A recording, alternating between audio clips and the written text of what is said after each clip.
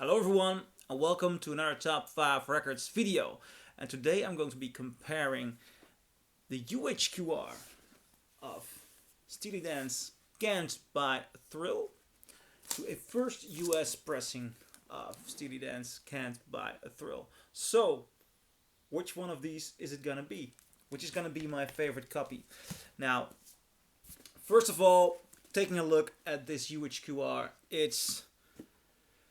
let's be frank, it's again a gorgeous box, gorgeous packaging, and the way we get the record is on two pieces of vinyl on 45 RPM, and it's mastered by Bernie Grundman.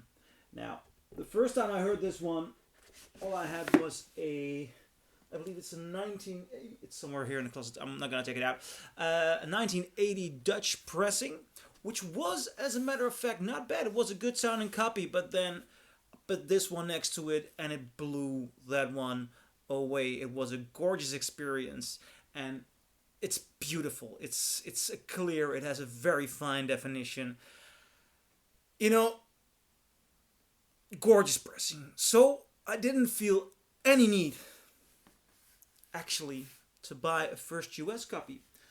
I coincidentally found one on the internet at a Dutch website called Marktplaats, and I thought, you know what, I'll buy it just for the heck of it so I can do a comparison, because what I really assumed was that the UHQR would be unbeatable.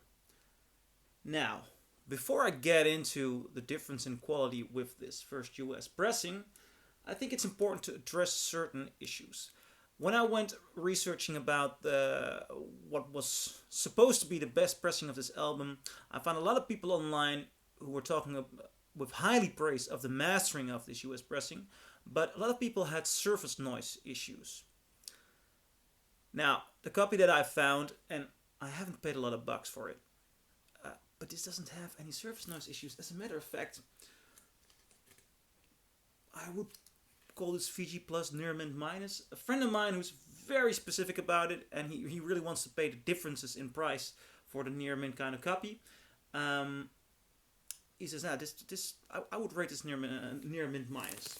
So I was lucky about that. And this one does not have any issues with surface noise. Not even compared to the UHQR.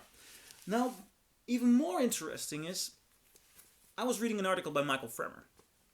And Michael Fremmer did his comparison for the, I believe, 2022 issue, not the UHQR, with a mid-70s copy. And why did he use a mid-70s copy with the rainbow label? Because he says it's hard to find a first US copy on the black label that I'm holding here that is not slightly off center. And during the last song on side 1, only a fool would say that. You should be able to hear that at least all the copies he found are slightly off center. Now, reading that, I was alarmed, so I did 2 listening sessions with 2 friends of mine, one audiophile and another one just a vinyl freak. And we both listened very carefully. And nor doesn't this one seem to be off center. It didn't sound off center. So the copy I found, I think that might be interesting information, is with the matrix ending on B1 and A1. And this one has a T1 in the stampers, which I believe indicates it should be a Terre Haute pressing.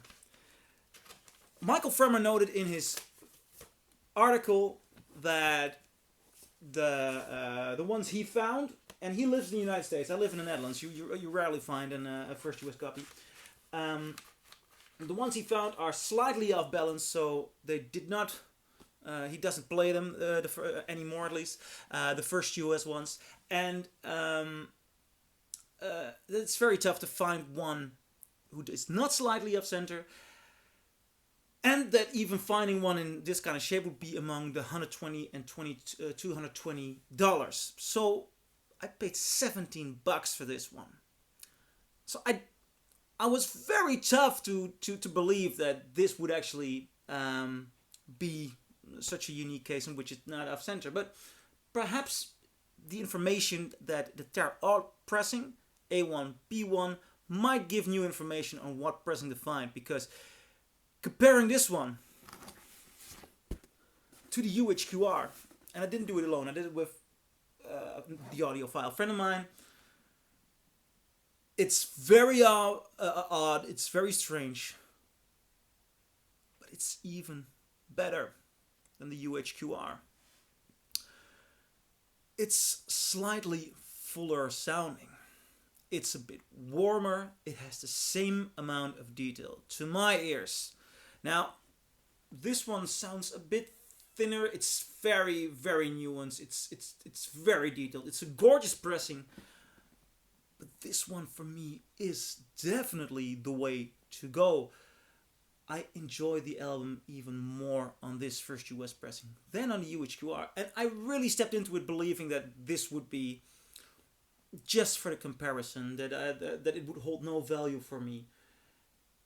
But it's warmer, fuller. It is pressed slightly louder than the UHQR, about 1.5 dB louder, where it measured in on average that this one would be 83.9, this one would be 42.4 dB, but always I level them down, so I'm comparing the same level of sound. The dynamics of these are about the same. The dynamic reach is the same. It's in a lot of manners the same kind of mastering, yet this one sounds fuller, warmer, and I'm really walking away with that. The difference with 45 RPM, I mean, I thought it would make a world of difference. I did not notice that. So, for me, both are gorgeous, gorgeous pressings, and as a matter of fact, this is not just an easy winner. This is one of the best sounding pressings in my collection. It's a gorgeous, gorgeous, full, warm album. Beautiful detail. The representation of the voice. It has so much detail. It has so much information. It just takes over the room, and it's an incredible pressing. So if you can find one, and please hunt down the Terre Haute one, A1, B1. My copy is centered. If you have more information on the off-centering, and if there are other Terre Haute ones who have that, please leave a comment below, because I think everybody deserves to listen to this in its full, beautiful, gorgeous glory. It's a masterpiece of mastering and pressing. So that is my comparison.